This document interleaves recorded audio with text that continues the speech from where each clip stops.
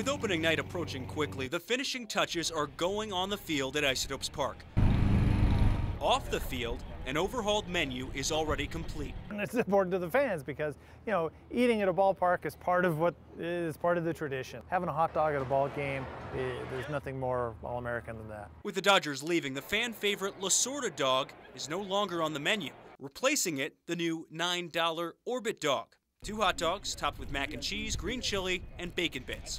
Hopefully it's the signature item that we're starting this year. The Orbit dog, the latest in a trend of baseball teams trying to outdo each other with pricey, gut-busting mega dogs. But the Isotopes are also going in a different, healthier direction at the same time.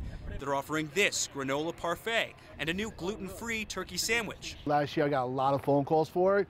That's why we're going to go that route. The new Colorado Rockies tie-in gets a special cocktail this year. We have the Rocky Rita, which is a purple margarita. Well, purple-ish.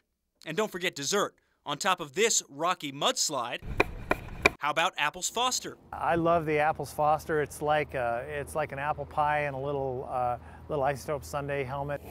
What's not clear yet, whether another Colorado delicacy, Rocky Mountain oysters or bull testicles, will be on the menu.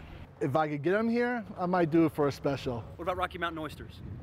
Rocky Mountain oysters. I'm from Massachusetts. That sounds good to me. It's been a perfect year on the Rio Grande Gorge Bridge in Taos. Not a single suicide from the 660-foot high span of U.S. Highway 64. So what's going on today that you made it here? I noticed you were on the phone. Who are you talking to? Twice in 1 week last month, that came perilously close to changing. I just want to look. Wait, go. 2:30 in the morning, Taos County Sheriff's Deputy Ted Garcia was almost home. It's pretty abnormal for someone to be walking on the bridge at those hours. I mean, it's not like they can exactly be sightseeing. So what's going on? An Albuquerque teen was almost ready to leap over the railing. I took the drive here without my car still. In an instant, Garcia went from cop to counselor. The boy was on the phone with 911 when Garcia pulled up, leaving his name and his parents' phone number. Just like let you know, and then jump off, and then notify my friends that I'm killing myself. Why do you want to kill yourself?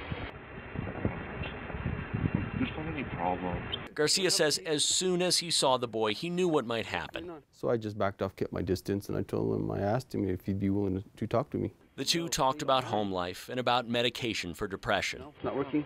Well, I mean, it does, but I still have to do it, though. Okay, do what? I'm going to kill myself. No, you don't. Yeah, I do. The conversation was so intense, so all-consuming, Garcia thought he had talked to the boy for about 15 or 20 minutes. You could just drive away. No, I can't. It's not a bad thing that you're wanting help. I don't want help. The exchange actually lasted less than 7 minutes. Toward the end, another officer pulls up, and the boy is done talking. What's doing this? Can I stand up? I'm just going to stand up. No, actually, I prefer you should sit back down. Sit back down. Sit down. I just want to look. Wait, go. Sit down. Please. Sit down. No.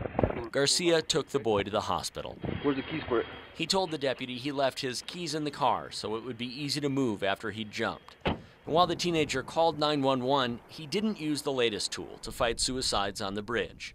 10 phones wired to a crisis hotline and help at the push of a button. The State Department of Transportation installed the phones this year.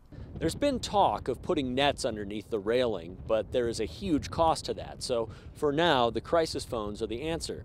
Since January 12th, they have not been used once in a crisis situation. That's 117. Calls do come through other numbers. This man's sister phoned police to say he told her he planned to jump. Feeling depressed? I've been depressed for about all my life. Yeah? Deputy Mauro Rosales Jr. took the call. He said he wanted to end his life. He was done fighting depression. He was done being alone. Again, more talking and another visit to the hospital. Again? Yeah.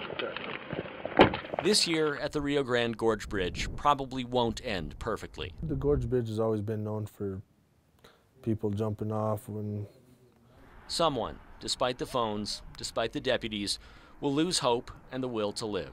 By the time we usually get the calls, it's upon we have to have a body recovered. But the deputies, and even the people waiting for a call they hope will never come, know that if they can get there in time, they can make all the difference in the world.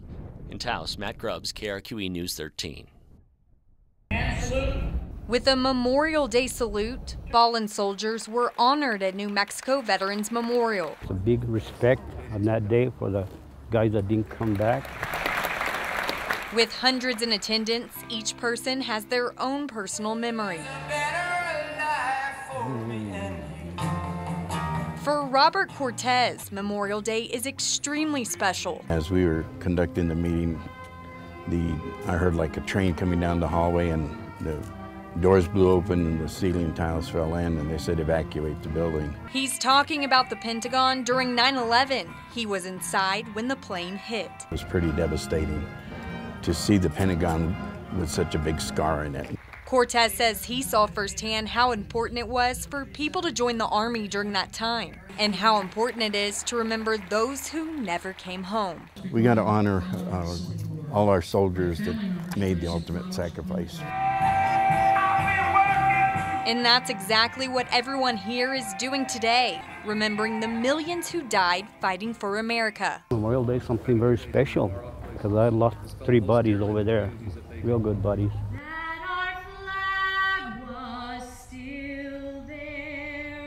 And for Cortez, he's saluting proud as he honors fallen heroes. Our fallen brothers and sisters, and we got to honor that, and that's what this day is about, to remember those that made the ultimate sacrifice for our country.